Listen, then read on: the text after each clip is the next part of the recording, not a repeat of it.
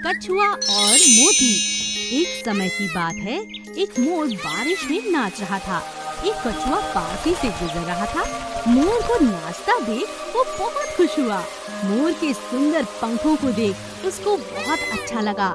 खरगोश ने कहा, वाह, कितना सुंदर है ये मोर, इसके सुंदर पंख कितने रंगीन हैं। कछुआ मोर के पास जाता है और उसके पंखों की तारीफ करता है। मोर भाई, आपके पंख बहुत सुंदर हैं और आप नाचते भी बहुत अच्छा हैं। मोर ने कहा, शुक्रिया शुक्रिया कछुआ भाई, आप भी बहुत अच्छे हैं। मोर कछुए के द्वारा की तारीफ सुनकर बहुत खुश हो जाता है और वो दोनों अच्छे दोस्त बन जाते हैं। एक दिन एक शिकारी मोर को अपने जाल में फंसा लेता है। बहुत दिनों से तुम मेरी नजर में थे, आज फंसाया, मजा आ गया। मेरे जाल से अब बचकर कहाँ जाओगे? तभी मोर ने कुछ सोचकर शिकारी से कहा, सुनो शिकारी जी, मुझे मेरे कछुए दोस्त से एक बार मिलवा दो, फिर मुझे अपने साथ ले जाओ। मैं कुछ नहीं कहूँगा, बस एक बार मुझे उससे मिलना है। हाँ, ऐसे कैसे तुम्हें छोड़ दूँ? हाँ? मोर जोर जोर से अपने दोस्त कछुए को आवाज लगाता है। कछुए, मेरे दोस्त, कहाँ हो तुम? मुझे बचाओ। कछुआ मोर की आवाज सुन उसे ढूंढता हुआ शिकारी के पास पहुंच जाता है और मोर को जाल में देखकर हैरान रह जाता है। शिकारी, मेरे दोस्त को छोड़ दो, मैं तुम्हें एक बहुत कीमती मोती दूंगा। शिकारी कछुए की बात मान गया।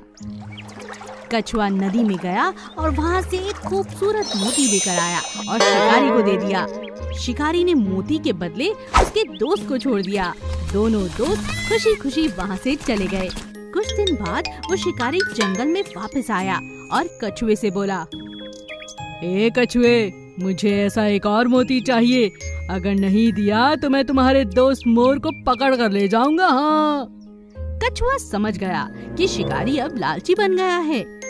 कछुए ने चालाकी से कहा, शिकारी जी, आपको मुझे अपना मोती देना होगा ताकि मैं बिल्कुल ऐसा ही मोती आपके लिए ला सकूं। शिकारी ने मोती कछुए को दे दिया और कछुआ नदी में दूर मोती लेकर चला गया और वापस कभी नहीं आया। मोर भी उड़कर सुरक्षित जगह चला गया। लालच के कारण शिकारी के पास जो मोती था उसने उससे भी हाथ धो दिया। ईमानदार गाय और बिल्ली की कहानी। ये बहुत दिन पहले की बात थी। शीतलपुर नाम के एक गांव में शिवा करके एक गवाला था। उसके पास बहुत सारे गाय थे। उसमें एक अच्छी ईमानदार गाय थी जिसका नाम रूपा थी। रूपा सुबह और शाम मिलाकर 20 लीटर दूध देती थी। शिवा हर रोज उसी दूध को घर घर जाकर गांव में बेचता था।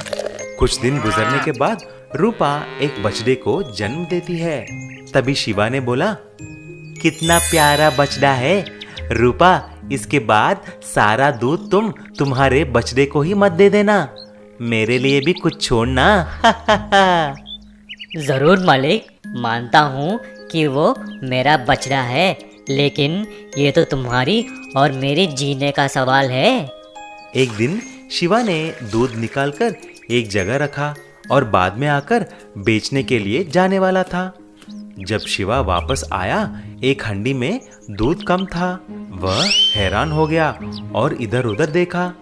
वहां पर तो रूपा और उसके बछड़े के सिवा कोई भी नहीं था। जब भी शिवा दूध निकाल कर रखता था, आधा दूध गायब हो जाती थी। तभी शिवा ने ऐसा सोचा, जब से ये रूपा बछड़े को जन्म दिया है, तब से दूध आधा तो गायब हो रहा है। कहीं ये दूध बछड़ा तो नहीं पी रही है? इसकी वजह से मुझे बेचने के लिए कुछ भी नहीं बच रहा है। ऐसा सोचकर शिवा बछड़े को रूपा से दूर और दूध से दूर बांधकर रखना शुरू कर दिया। इसकी वजह से रूपा बहुत उदास रहने लगी। कुछ दिन गुजरने के बाद रूपा ने शिवा से ऐसा बोली, मालिक, आपने मेरे बेटे को मुझसे छीन लिया है, क्या मैं उसका कारण जान सकती हूँ? अरे रूपा, तुम्हारी बछड़ा सारा दूध पी रहा है और मुझे बेचने के लिए कुछ भी नहीं बच रहा है। मेरा आमदनी भी कम हो गया है, इसीलिए मैं तुमको और उसको अलग रख रहा हूँ। लेकिन मालिक, मेरा बछड़ा तो ज्यादा दूध नहीं पी रहा है।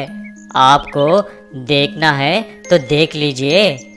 रूपा की दर्द भरी बातें सुनकर शिवा को एक आइडिया आता है। अगले दिन जहां वह दूध रखता है वहां पर एक सीसीटीवी का आयोजन करने के लिए सोचता है। अगले ही दिन एक सीसी कैमरा लगवाता है। उसी दिन वह दूध निकालकर कैमरे के सामने रखता है। जब थोड़े देर के बाद आया तो देखा कि दूध कम हो गया। तुरंत वह जाकर सीसीटीवी में देखता है। ओहो, तो ये बात है।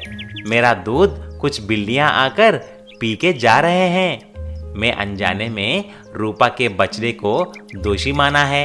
इस बिल्लियों को तो मैं सबक सिखाऊंगा। तब से शिवा ने रूपा और उसके बछड़े को एक ही साथ बांधने लगा और बिल्लियों को सबक सिखाने के लिए एक बड़े कुत्ते को पालना शुरू कर दिया।